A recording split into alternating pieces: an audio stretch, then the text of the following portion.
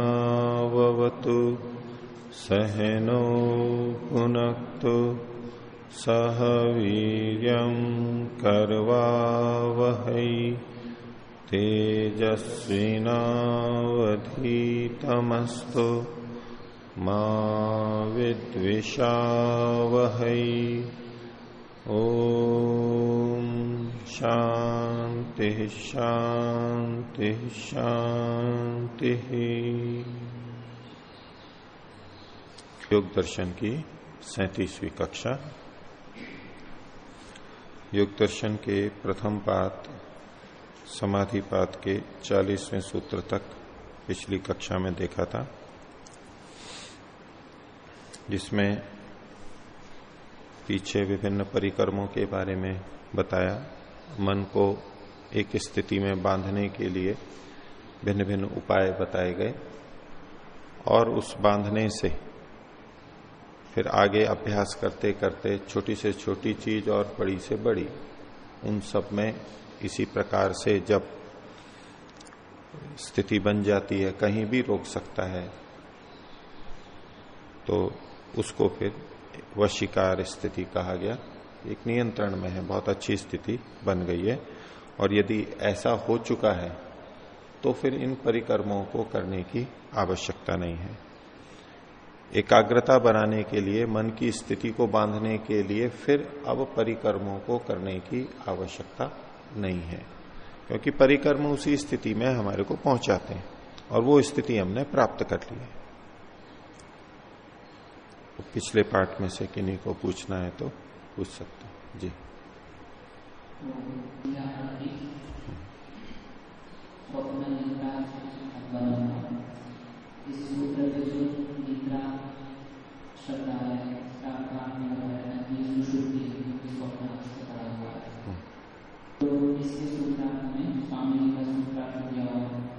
सुषुप्ति में आनंद स्वरूप ज्ञानवान चित्त होता है, एक तो यहाँ पर ऐसा कहा हुआ है।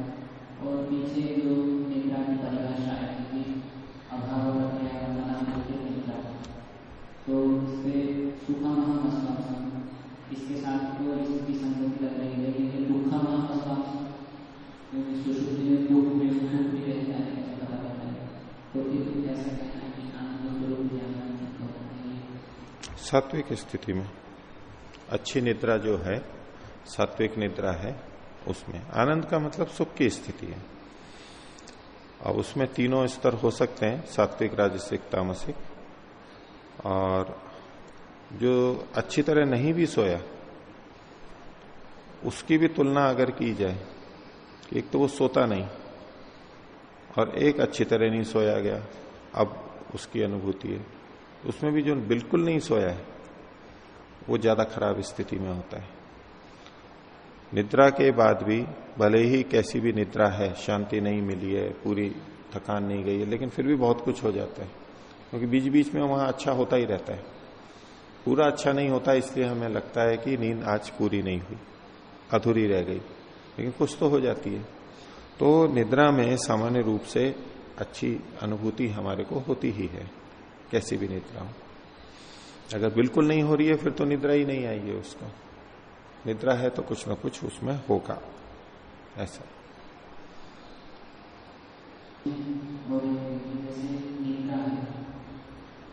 तो निद्रा को यहाँ पर सुषुप्ति कहा, और सुषुप्ति में जो दुख होता है, क्योंकि सुषुप्ति में तो मन आदि से आदि मतलब काम नहीं करता है, इसमें होता है।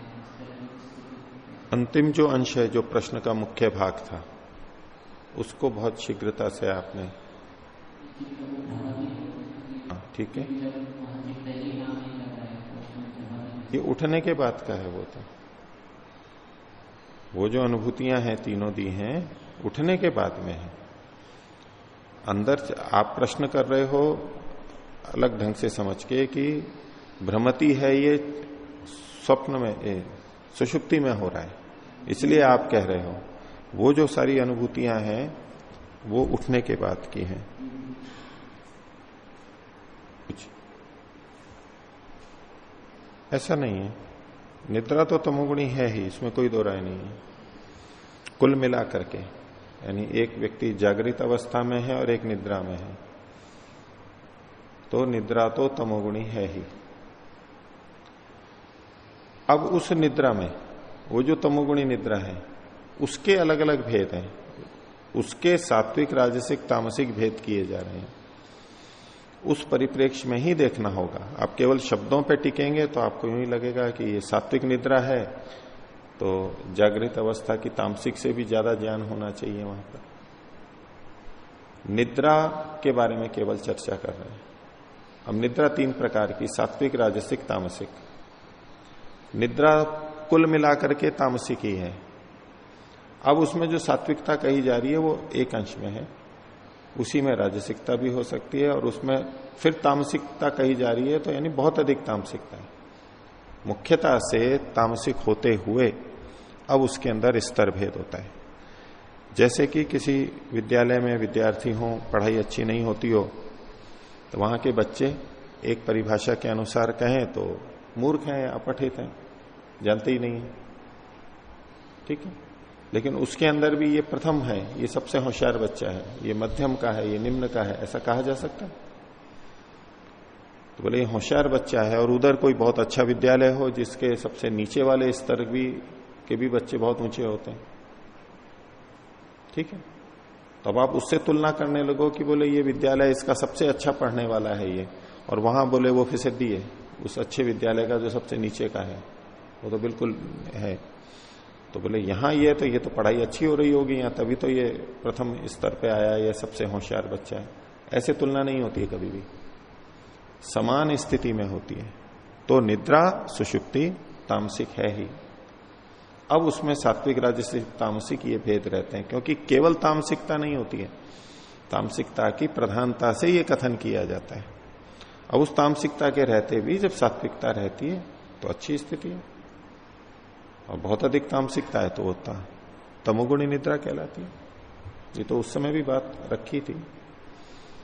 अब इस आधार पर कोई यूं नहीं कह सकते कि भाई निद्रा तो तामसिक होती है तो उसको सात्विक क्यों कहा जा रहा है। उस समय शायद पूछा भी था किसी ने, ये चर्चा भी आई थी।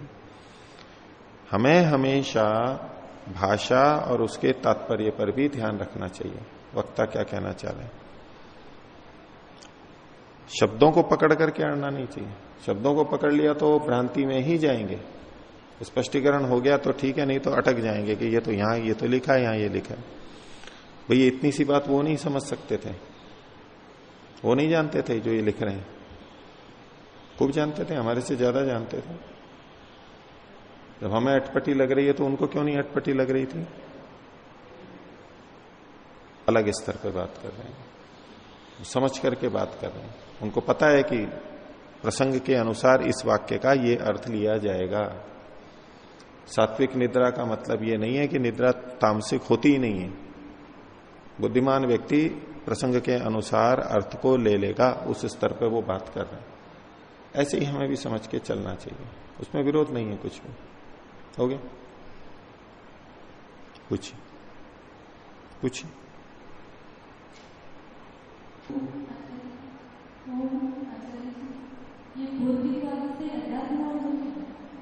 भौतिकवाद, हाँ, भौतिकवाद में अगर बुद्धिपूर्वक रहे तो अध्यात्म होता है। भौतिकवाद में क्या है, यहां आएगा जैसे इस संसार में दुख है, विषय भोगों में दुख है, सुख काल में भी दुख है, ठीक है, परिणाम ताप संस्कार दुख आदि आगे आएंगे। तो कहां देखेगा व्यक्ति? संसार में ही तो देखेगा। संसार में रोग भोग वियोग हैं, कष्ट हैं, वो कहां देखेगा? इसी में देखेगा। और इसको यूं कहें कि भाई शराब पीने से शराब से हट सकता है व्यक्ति? हट सकता है नहीं? बीमार होने से व्यक्ति गलत खान पान से हट सकता है ना? लेकिन बीमार होने से पहले गलत खान पान किया उसने, शराब पी, हानि हुई, अब उससे ऊपर उठ रहा है। ऐसा ही है। अभी ये खाद्य सामग्री के लिए बहुत सी चीजें बनती हैं समाज के अंदर उल्टी उल्टी। शुरू में तो आई, सबको अच्छी लगती हैं, अब उसके दोष आ रहे हैं तो अब धीरे धीरे छोड़ रहे हैं। ठीक है, पहले खाद आई, कीटनाशक आए, बड़े अच्छे, बहुत प्रशंसा, सब फैल रहे। अब वो विदेश में ऐसे भोजनों को ही नहीं खरीदते, वो बहुत सारे लोग संपन्न है जो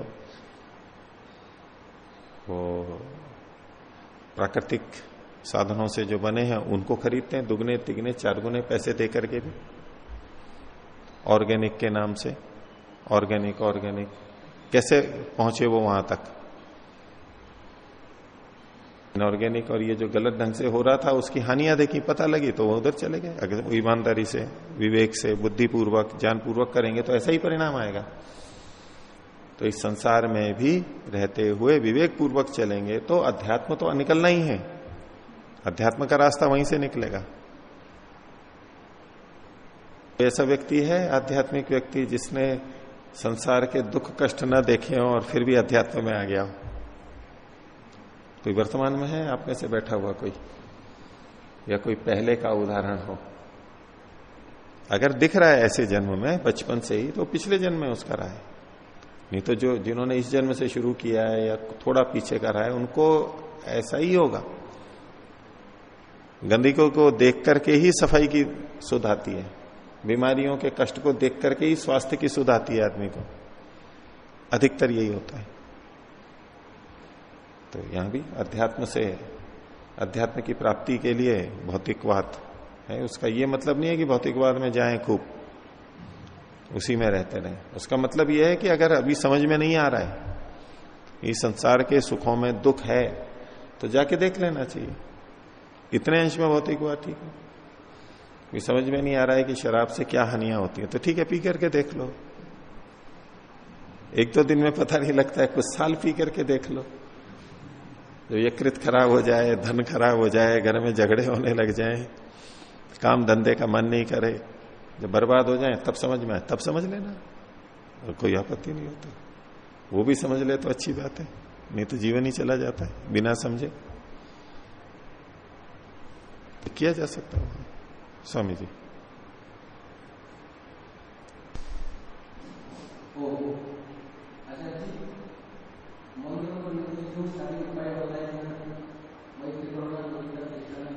फिर से बोलिए, अंतिम भाग दोबारा बोलिए प्रश्न का।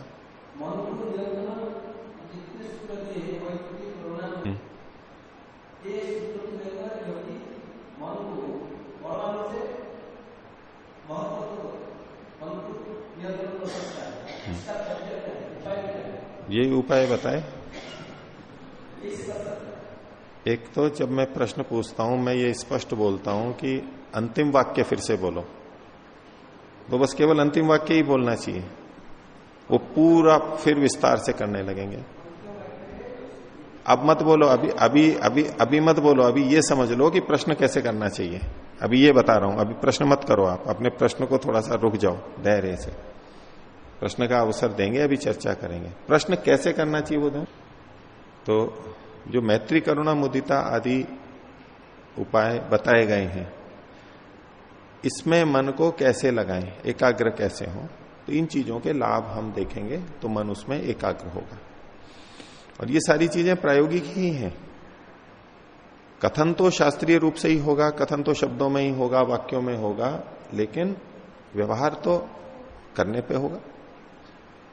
तो इन चीजों से मन एकाग्र होता है। इन उपायों को हम करेंगे तो मन एकाग्र होगा ही, मन में शांति आएगी ही, वितर्क हटेंगे और मन एकाग्र होगा ही। प्रायोगिक रूप से करने पे कोई सा भी करके देख लेंगे, जो आपको सरल लगता है उसको करेंगे तो मन में शांति एकाग्रता आ ही जाएगी।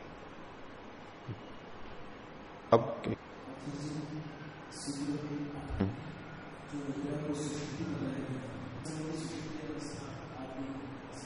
आपका तात्पर्य मतलब ध्यान करते हुए जो नींद आ जाती है,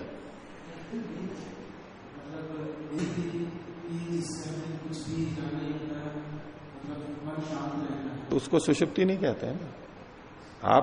आप ये कहना चाह रहे हैं संभवतः है कि ध्यान अवस्था में ध्यान करते करते एक शून्य स्थिति आ जाती है, बाहर का कुछ बोध नहीं होता है, उसको सुषुप्ति नहीं कहेंगे।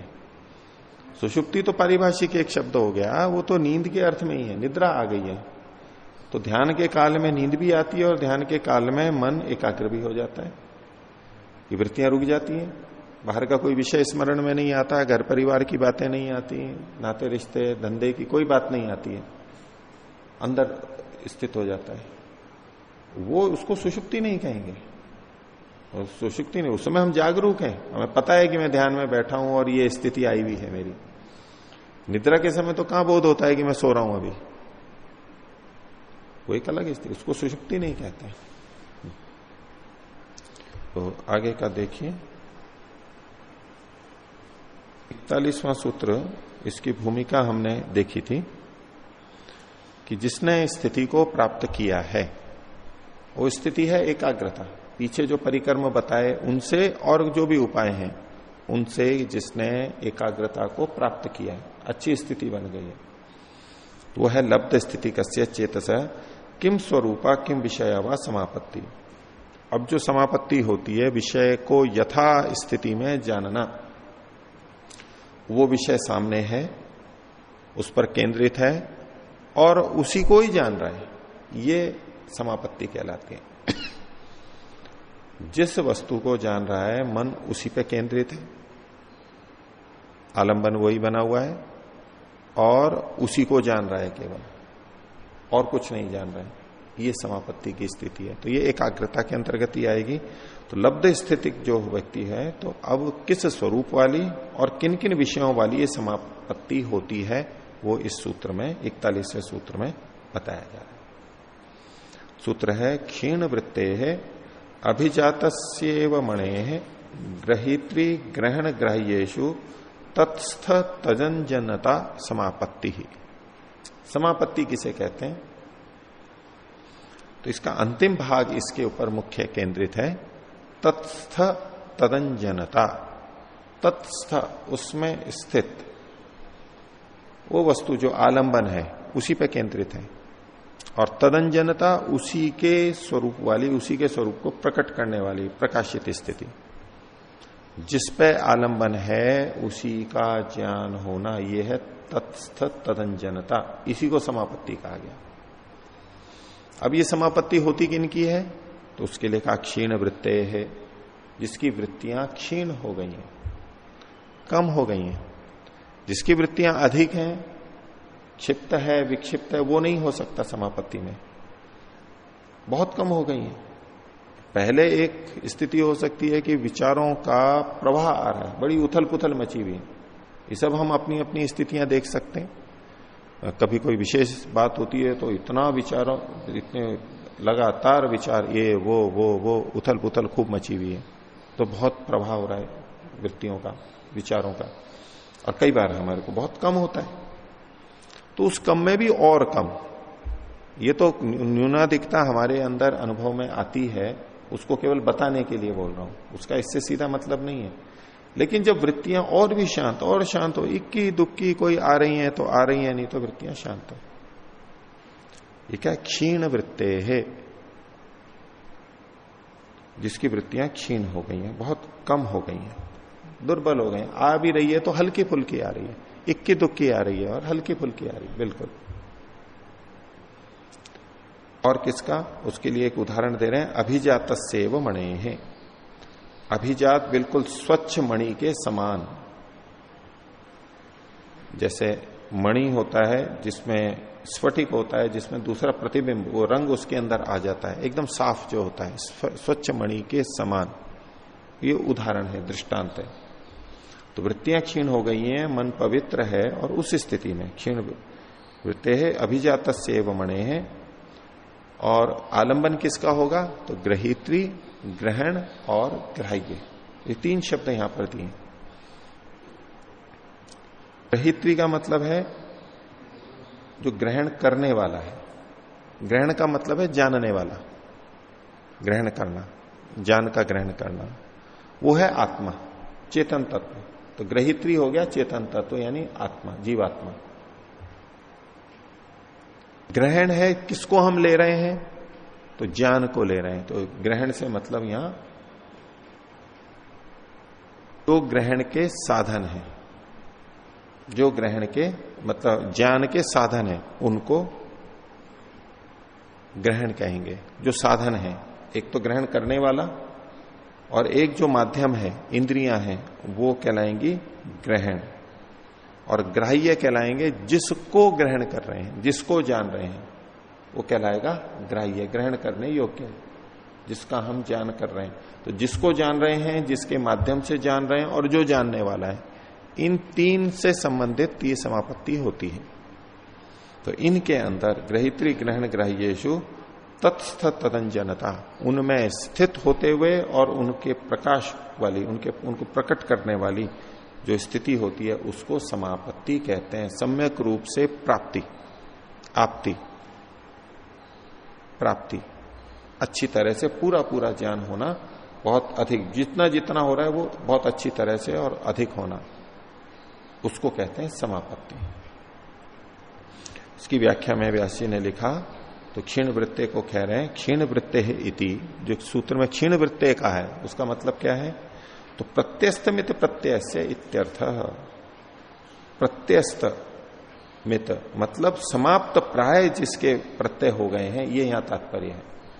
क्योंकि क्षीण वृत्ति जब हम कहेंगे, वृत्तियां कम हुई हैं, अब किसी की 1 मिनट के अंदर 100 वृत्तियां आ रही हैं, अब 100 से अगर 60 रह गई हैं, 50 रह गई हैं, तब भी तो क्षीण हो गई हैं, 90 हुई हैं तब भी तो क्षीण हुई हैं, उसको क्या कह सकता है कि नहीं क्षीण हो गई है। तो उसका ये मतलब नहीं है कि यहां वो स्थिति कही जा रही है, क्षीण तो कही जा रही है। अपेक्षा से वृत्तियों का क्षीण होना भिन्न भिन्न हो सकता है। अब किसी की 10 है और उसकी कुछ क्षीण हुई तो वो 5 हो जाएंगी, अब उसकी भी 5 कम हुई थी 100 से 95, वो भी कहेगा कि क्षीण हो गई है, लेकिन वो अभी भी 95 है। ये 10 से 5 हुई है तो 5 क्षीण हुई है, लेकिन ये बहुत अंतर है दोनों में। तो यहां क्षीण वृत्ति का क्या मतलब है, उसको स्पष्ट किया प्रत्यस्तमित प्रत्यय से। प्रत्यय मतलब तो ज्ञान, और प्रत्यस्तमित समाप्त प्राय, समाप्त प्राय, बस बहुत कम, बहुत अल्प, ये क्षीण वृत्तियां हैं। इक्की दुक्की कोई। आगे सूत्र में जो अभिजातस्यैव मणे कहा उसको खोल रहे हैं। अभिजातस्यैव मणे रीति दृष्टांतोपादानम, ये दृष्टांत ग्रहण किया है कि किसकी तरह, जैसे स्फटिक मणि के समय, स्फटिक मणि में के पास में किसी रंगीन पुष्प को लाया जाए, नीले को, पीले को, लाल को, तो जैसे ही पास में लाते हैं वो मणि भी उसी रंग वाला हो जाता है, वो भी वैसे ही रंग वाला दिखने लगता है। ये क्या है, तत्स्थ तदंजनता, जो जिसमें स्थित है, जो पास में है और उसी रूप का हो जाना। तदंजनता वो ही प्रकाशित हो जाना, उसी रूप में बदल जाना, जिस पर केंद्रित है उसी जैसा दिखने लगना, उसी जैसा आभास होना, उसी का पूरा प्रकाश हो जाना। तो जैसे इस स्फटिक के पास में पुष्प आया, तो पुष्प पास में आया, ये तो एक तरह से कहो तत्स्थ होगा, और स्फटिक का वैसा ही बन जाना, उस रंग वाला बन जाना, ये हो गई तदंजनता। उस स्फटिक भी उसी तरह रंग गया, उसी जैसा तदाकार हो गया, इसको कहते हैं समापत्ति। ये मोटा उदाहरण है। अब बाकी जो उदाहरण दिए जाएंगे वो एक उदाहरण वास्तविक का भी दिया जाएगा, ये तो यंत्र का दिया गया, स्फटिक का दिया गया बाहर का, एक अंदर का उदाहरण और दिया जाएगा और उससे फिर बाकी सारी बातें समझाई जाएंगी। तो स्फटिकस्य एव मणे, अभिजातस्य एव मणे, ये दृष्टांत का ग्रहण किया गया। अब कहते हैं समापत्ति कैसे होती है, इसको खोल रहे हैं इसी दृष्टांत को। यथा स्फटिक उपाश्रय भेदात तत्तद रूपोपरक्त उपाश्रय रूपाकारेण निर्भासते, जिस प्रकार से स्फटिक उपाश्रय के भेद से, उपाश्रय मतलब जो समीप में आया हुआ है, जो पुष्प जिस रंग का आया हुआ है वो उपाश्रय कहलाएगा। उपाश्रय के भेद से, कभी कुछ कभी कुछ, तत्तद रूपोपरक्त, उस रूप से उपरक्त हो जाता है, युक्त हो जाता है। जो चीज जिस रंग वाली आई है उससे युक्त हो जाता है, उपरक्त हुआ। और उपाश्रय रूपाकारेण निर्भासते, और उपाश्रय के रूप के समान ही वो दिखने लग जाता है, उससे युक्त होता है, जुड़ता है, तत्स्थ होता है और उसी जैसा भाषित होने लगता है, दिखने लगता है। यह है तदंजनता, वो उसी रंग जैसा दिखने लगता है। ये दृष्टांत को इन्होंने बताया। अब आगे कहा यथा, जिस प्रकार से, और भी कुछ बातें बता रहे हैं। ग्राह्य आलंबनोपरक्तम चित्तम ग्राह्य समापन्नम ग्राह्य स्वरूपाकारेण निर्भासते। ग्राह्य जो वस्तु हम जानते हैं, जानने योग्य, अभी ये यथा कह करके एक दृष्टांत दिया जा रहा है। जैसे स्फटिक का था उसी तरह से एक दूसरी चीज और बताई जा रही है।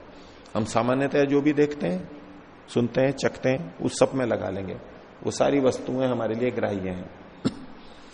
ग्राह्य आलंबन से उपरक्त हुआ चित्त, जो ग्रहण करने योग्य है उसका आलंबन किया हमने, हम उसको देखने लगे। मान लीजिए इस लेखनी को देखने लगे, ये ग्राह्य है, इसका आलंबन किया। और तो इससे उपरक्त चित्त इससे जुड़ गया हमारा। वैसे बाहर से देखेंगे तो नेत्र आदि जुड़ गए हैं, लेकिन पीछे से देखेंगे तो चित्त मन उससे जुड़ गया है। यह है उपरक्त चित्त। ग्राह्य समापन्नम, ये ग्राह्य जैसा हो गया है अंदर का चित्त। ये वस्तु तो बाहर है, आत्मा चित्त को देखता है। अब चित्त में क्या बदलाव आया, तो बोले वो ग्राह्य समापन्न हो गया, उसको अच्छी तरह से उसको प्राप्त कर लिया है। और ग्राह्य स्वरूपाकारेण निर्भासते, ये जो ग्राह्य वस्तु है उसी जैसा चित्त भी दिखाई देने लगता है अंदर। जैसे स्फटिक मणि जिस पुष्प के पास रहती है उसी रंग वाली दिखने लगती है, ऐसे ही चित्त जिससे उपरक्त होगा उसी जैसा बनते हुए उसी जैसा दिखने लग जाता है। आत्मा तो अंदर बैठी है, आत्मा को ये चीज वैसी की वैसी दिखाई दे रही है, बाहर की वस्तु कैसे, चित्त वैसा ही बन जाता है। उसी तरह के रंग रूप वाला तो आत्मा वैसा का वैसा जान लेता है, नहीं तो कैसे जानेगा। अब इसके बारे में कोई वर्णन लिख दे पुस्तक में तो इसका ज्ञान थोड़ा ना होता है वैसा का वैसा। लिखने के बारे में कि या किसी भी वस्तु के बारे में कोई लिख दे तब तो वैसा का वैसा ज्ञान नहीं होता है। अब इसको लिया और इसको लिख करके और मन में कुछ लिख दिया जाए कि ये ऐसी ऐसी है, उस लिखने से आत्मा को ज्ञान हो, ऐसा नहीं। आत्मा को ऐसा ही दिखाई दे रहा है जैसी ये वस्तु है, बाहर जैसा है, रंग रूप रस गंध आदि जो भी है वो वैसा का वैसा ही दिखाई दे रहा है, वैसा ही वैसा ज्ञात हो रहा है। वो कैसे हो पाता है कि चित्त उससे युक्त होता है, उससे संपन्न होता है, तदाकार होता है और उसी जैसा भाषित होने लग जाता है, दिखने लग जाता है। इस बात को कहा। तो ग्राह्य आलंबनोपरक्तम, जो भी वस्तु ग्राह्य है उसके आलंबन से उपरक्त होता हुआ, जुड़ता हुआ चित्त। ग्राह्य समापन्नम, ग्राह्य से अच्छी तरह से युक्त हो जाता है, जुड़ता है और उस जैसा हो जाता है, और उस जैसा होते हुए उसी के रूप में दिखने भी लगता है, ज्ञात भी होने लगता है। ये दो उदाहरण इन्होंने दिए, कि स्फटिक का दिया और एक हम सामान्यतया जो करते हैं, हम सबके अंदर यही होता है, समापत्ति होती है। लेकिन हमारी सामान्यतया जो स्थिति होती है वो क्षिप्त मूढ़ विक्षिप्त में होती है, एकाग्र नहीं होती है। इसलिए उसको हम वास्तव में समापत्ति नहीं कहते। जैसे पीछे कहा था उन्होंने प्रथम सूत्र में ही कि क्षिप्त मूढ़ विक्षिप्त में भी समाधि होती है, लेकिन वो योग के पक्ष में नहीं आती है। एकाग्र और निरुद्ध में जो समाधि होती है वो योग के पक्ष में आती है। बिल्कुल उसी तरह इस समापत्ति को लेना होगा, क्योंकि ये जो यथा करके उन्होंने उदाहरण दिया है ये हमारा जन सामान्य का उदाहरण है।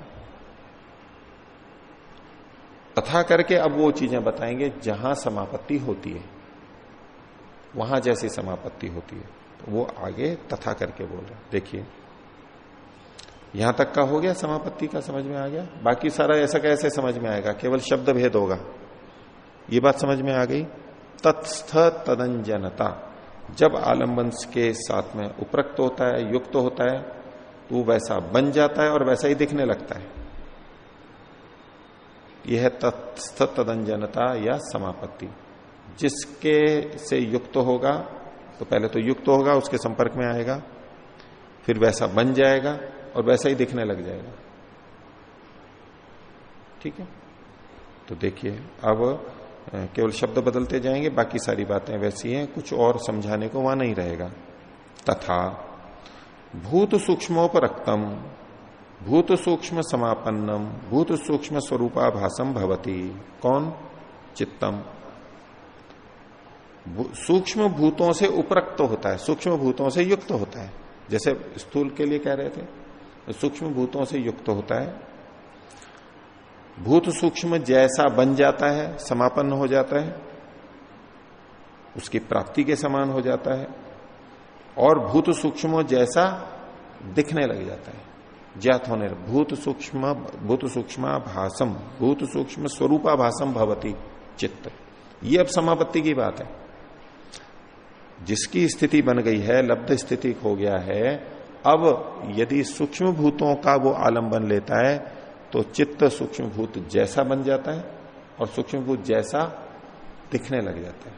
वो वास्तव में नहीं, वास्तव में तो अलग जैसा है वैसा है त्रिगुणात्मक ही, लेकिन वो उसमें वैसा ही होने लगता है। जैसे दर्पण के अंदर, दर्पण के आगे कोई वस्तु आई,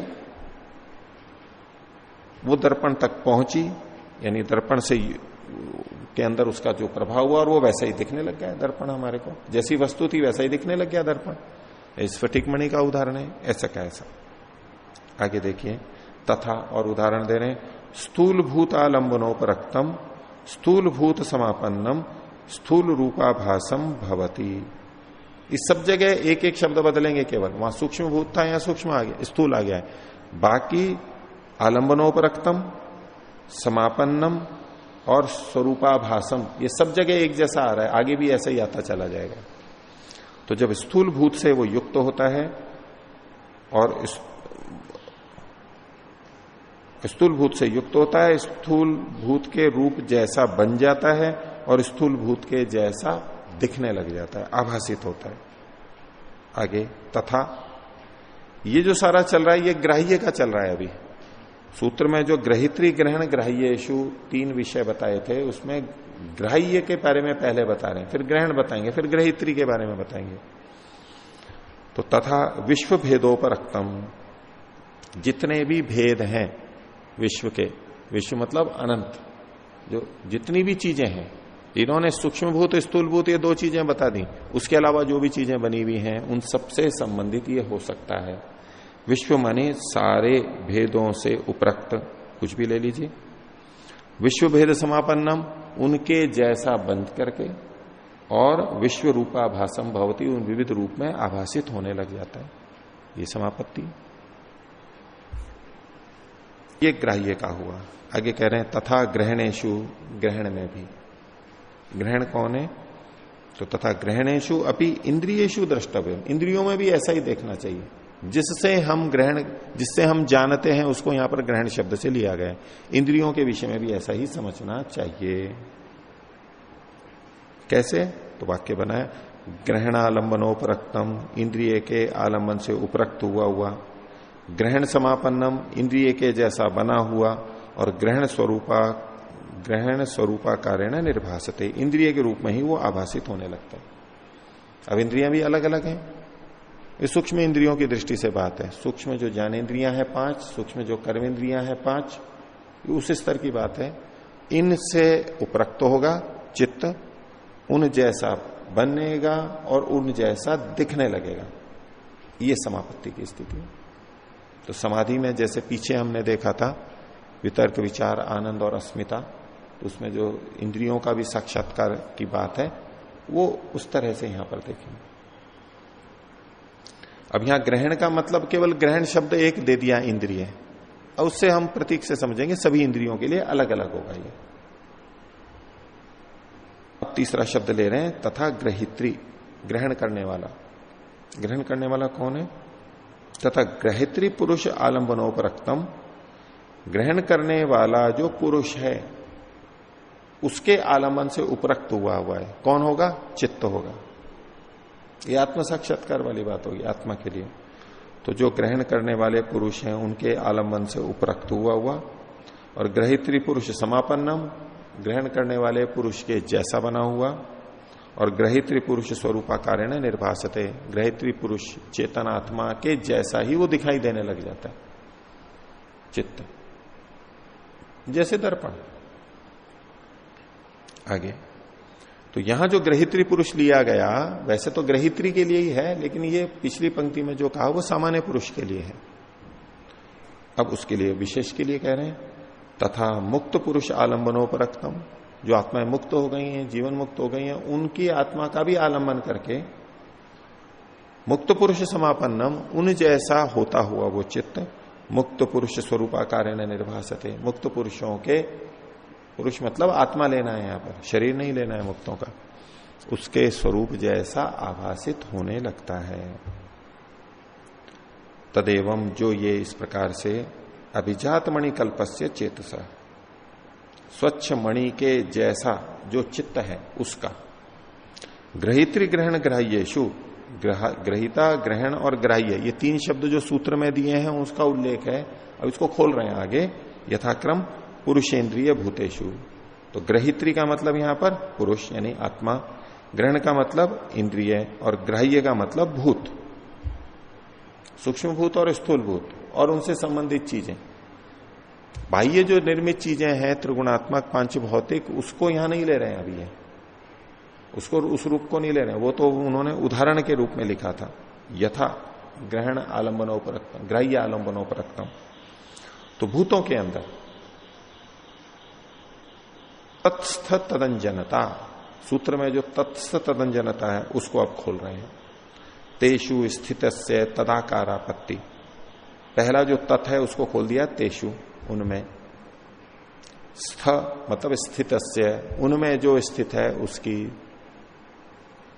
तत्स्थ मतलब तेषु स्थितस्य, तदंजनता, तत् का मतलब फिर यहां पर तद लिया, अंजनता का मतलब लिया आकारापत्ति, उस जैसे आकार की प्राप्ति, उस जैसा हो जाना, तदाकारापत्ति सा समापत्ति रित्युच्यते, उसको समापत्ति कहते हैं।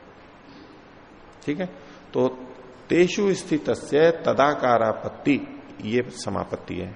इसी को जो सूत्र में कहा था तत्स्थ तदंजनता, तो समापत्ति तत्स्थ तदंजनता, तेषु स्थितस्य तदाकारापत्ति, उसमें स्थित हुआ, उसको आलंबन में लिया, उस जैसा बन गया और उस जैसा दिखने भी लग गया, आत्मा को बोध होने लग गया, तो इसको समापत्ति के नाम से कहा गया। अब इस समय दूसरी कोई वृत्ति नहीं रहेगी और ये प्रत्यक्ष है।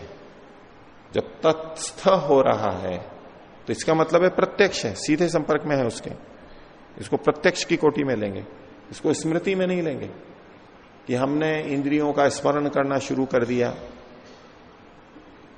ये इंद्रिय ऐसी होती है, ये ऐसी होती है, ये ऐसे ऐसे बनी है, सत्वर स्तंभ से, अहंकार से बनी है इत्यादि जो हम सोच रहे हैं, ये तत्स्थ तदंजनता नहीं है, ये समापत्ति नहीं है, ये तो ध्यान का भाग है।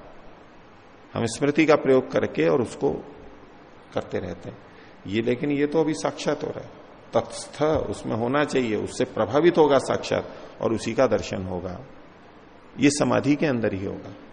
यहां जो सारी बात बताई गई है समापत्ति की, ये समाधि में ही होगी, ये संप्रज्ञात समाधि के विषय है। अब इसमें परमात्मा नहीं आया है, ये संप्रज्ञात समाधि का विषय, इसमें आत्मा तक आया है।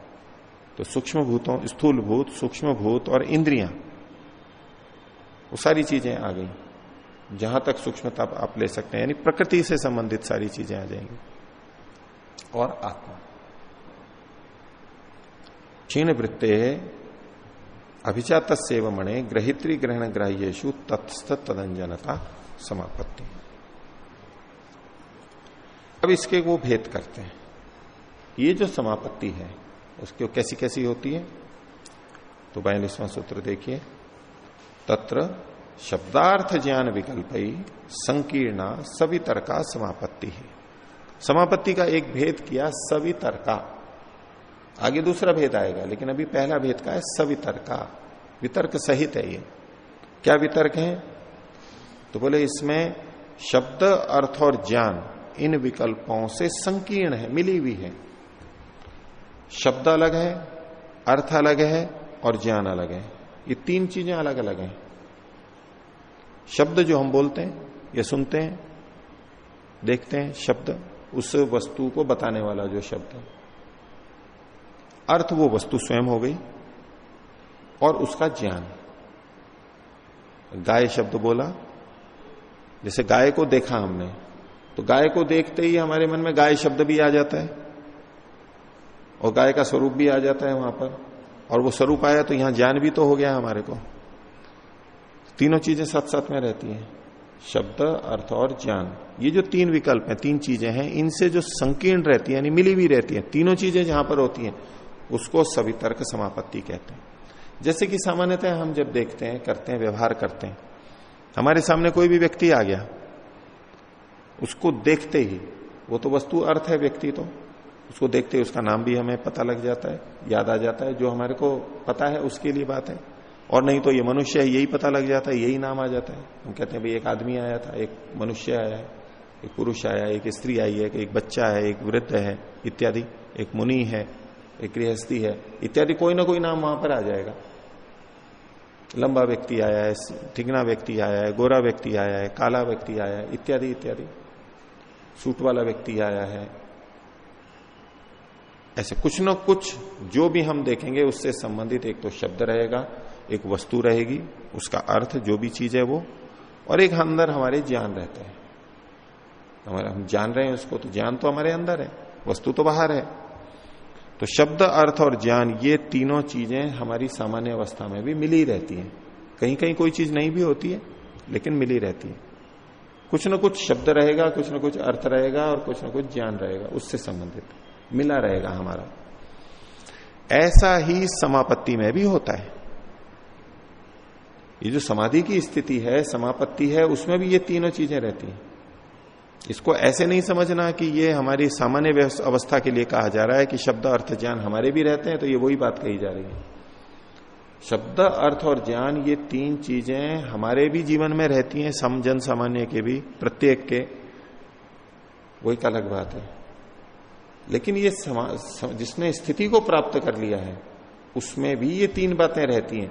जब वो तीन बातें रहती हैं तो उसको सवितर्क समापत्ति कहते हैं। तीनों अलग अलग हैं लेकिन फिर भी साथ में मिली हुई हैं।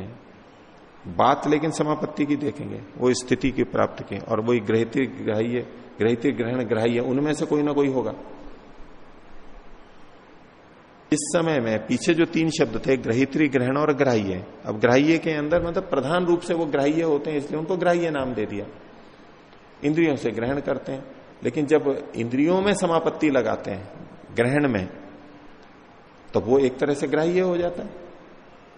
सामान्यतया वो ग्रहण है, इंद्रिय है, लेकिन उसी को अभी हमने आलंबन में ले लिया है तो एक दृष्टि से वो ग्राह्य बन गया है अभी।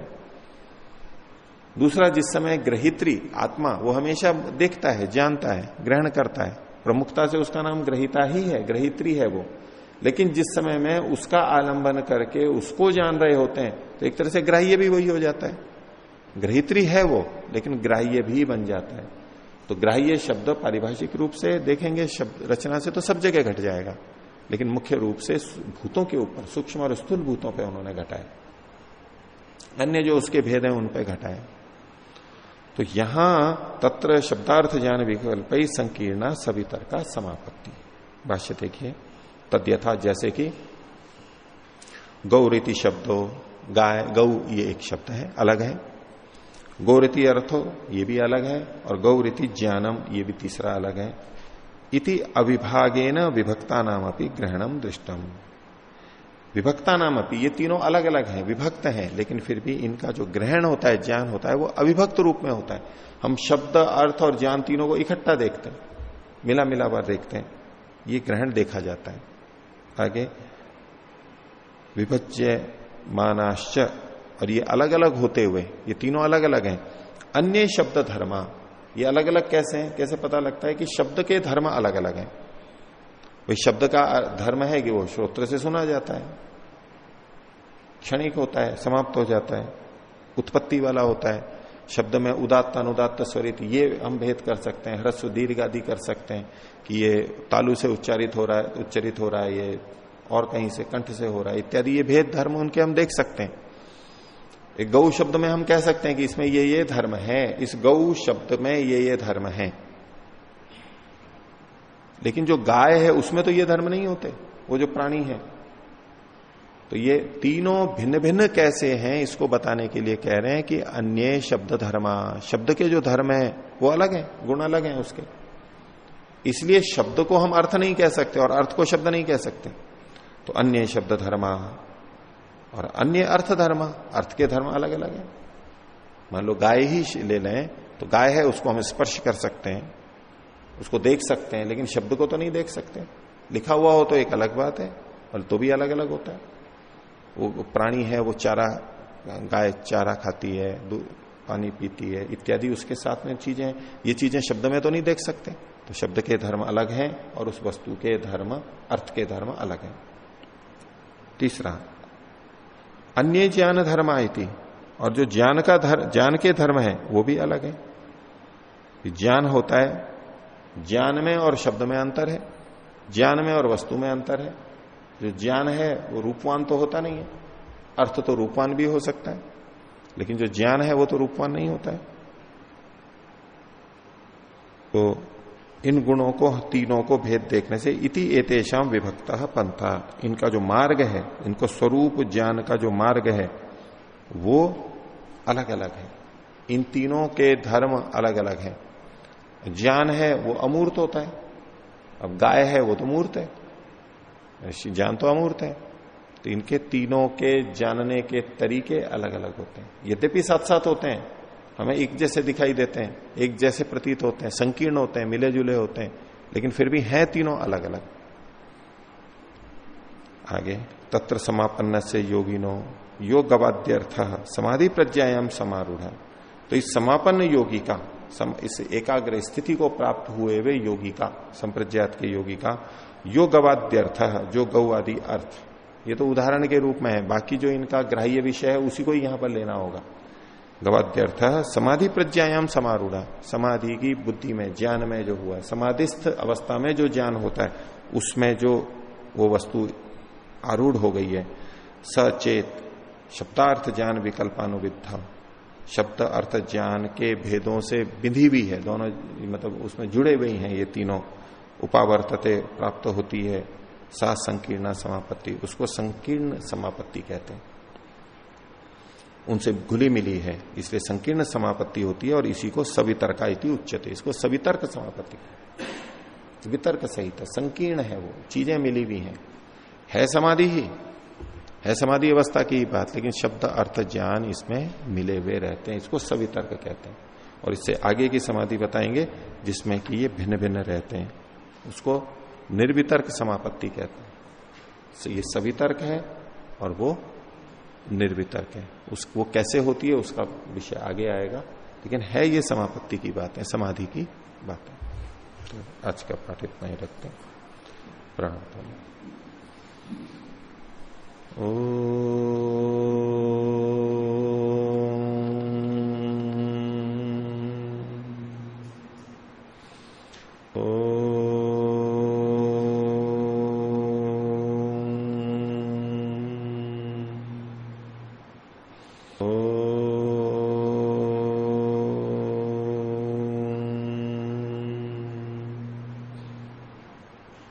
सदा रविवार। ओम शांति।